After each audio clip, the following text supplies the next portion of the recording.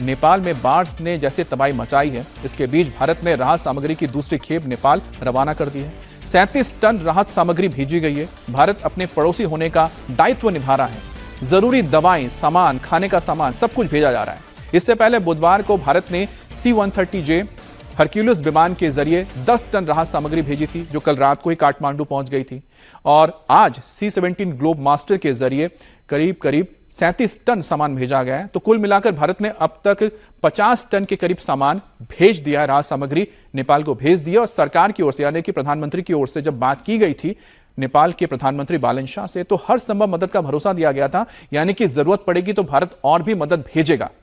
और भारत ही पहला, आप कह सकते हैं कि रेस्पॉन्डर रहा है, यानी कि नेपाल को जो सबसे पहले मदद पहुंची है भारत से ही पहुंची है। और भारत ने अपना दायित्व समझते हुए पड़ोसी होने के नाते सबसे पहले मदद के लिए हाथ भी बढ़ाया, जो पहले भी करता रहा है और आगे भी करने के लिए तैयार है। यहां पर कुछ रेस्क्यू की तस्वीरें भी आप देख रहे हैं, और एक बार फिर से लाइव तस्वीरों में देखिए। कहीं पर आपको सिलेंडर पड़े हुए नजर आ रहे होंगे, कहीं पर आपको पत्थर नजर आ रहे होंगे, गाड़ियों के टुकड़े पड़े हुए हैं, मकानों का मलबा पड़ा हुआ है।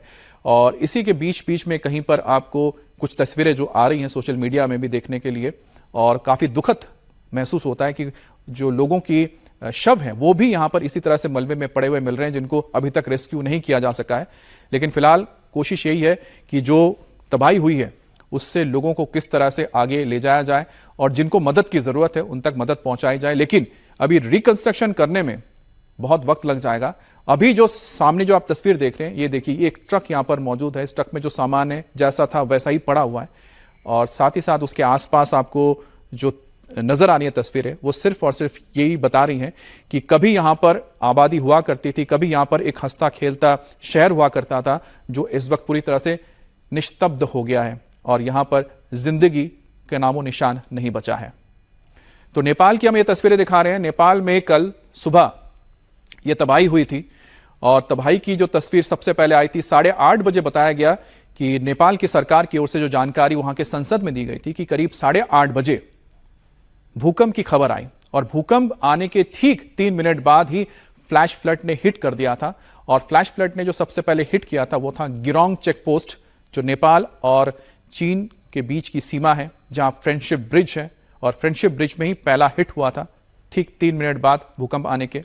और वहां से इसे करीब 100 किलोमीटर के रास्ते को तय करने में चंद मिनटों का ही वक्त लगा था। चंद मिनट में करीब 100 किलोमीटर का जो एक हिस्सा था वो पूरी तरह से तबाह हो गया। क्योंकि 100 किलोमीटर हम बता रहे हैं गिरोंग से लेके डांडी बेसी तक। डांडी बेसी वो डिस्ट्रिक्ट है जो तराई में पड़ता है, और यहां तक ही बताया जा रहा है कि सबसे ज्यादा इंपैक्ट देखने को मिला है इस फ्लैश फ्लड की वजह से। और यहीं से त्रिशूला नदी पहाड़ों से आते आते सीधा मैदान के या फिर तराई के इलाकों में पहुंचती है। एक और तस्वीर आपको दिखा रहे हैं। यहां पर आपको अगर कुछ समझ में आ रहा होगा तो लाइव तस्वीर जो आप देख पा रहे हैं, यहां पर आप देखिए कि एक यहां पर पेड़ नजर आ रहा है। पेड़ के नीचे कुछ शायद कोई मकान हुआ करता था, अब उसका शायद एक दरवाजा यहां दिखाई दे रहा है। ऊपर जो टीन के शेड्स थे वो भी इस वक्त मलबे में ढके हुए नजर आ रहे हैं, यानी पानी यहां तक पहुंचा होगा, और पानी जब उतरा है उसके बाद ये बचा हुआ है। तो कल जो सैलाब आया था, फ्लैश फ्लड आया, उसके अब तबाही की एक एक तस्वीर निकलकर सामने आ रही है। अब सबसे बड़ी बात होगी, क्योंकि ये देखिए यहां पर एक रेस्क्यू किया जा रहा है। ये मकान आप देख पा रहे होंगे, मकान में नीचे का जो पूरा हिस्सा है, नीचे के जो फ्लोर्स हैं वो मलबे में दबे हुए हैं, और ऊपर लोगों को रस्सी के सहारे यहां पर इस वक्त लाया जा रहा है, क्योंकि जमीन में कोई उतरने के लिए अब जगह जा नहीं सकता, क्योंकि जो अभी तक जो गाद है वो बहुत लूज है। अब यहां पर कोई भी उतरने की कोशिश करेगा, वही अंदर करीब 10 फीट या 8 फीट का जो एक मलबा दबा हुआ है, मलबे के अंदर चला जाएगा। इसी वजह से जहां तक जा सकते हैं रस्सी के सहारे लोगों को रेस्क्यू किया जा रहा है, या फिर हेलीकॉप्टर के जरिए। और एक और तस्वीर आप देखिए कि अभी भी नदी में जो पानी है काफी ज्यादा है, लेकिन ये जो गाद आपको नजर आ रहा है उसकी सबसे बड़ी वजह है क्योंकि अभी भी जो मलबा है वो कम नहीं हुआ। मलबा लगातार ऊपर के इलाकों से, यानी तिब्बत के इलाके से नीचे नेपाल की ओर, तराई की ओर बहता हुआ आ रहा है। नेपाल में आई भयंकर तबाही से भारत पर भी संकट के बादल मंडराने लगे हैं। बिहार से लेकर यूपी तक सख्त निगरानी बढ़ती जा रही है। बिहार और यूपी की नदियों पर भी नजर रखी जा रही है। नेपाल में तबाही के बाद बिहार में अलर्ट जारी किया गया है। खुद सीएम सम्राट चौधरी हालात का जायजा ले रहे हैं। अब से कुछ देर पहले सम्राट चौधरी ने वाल्मीकि नगर में एरियल सर्वे किया। वो ग्राउंड पर भी उतरे और गंडक बैराज का जायजा लिया है।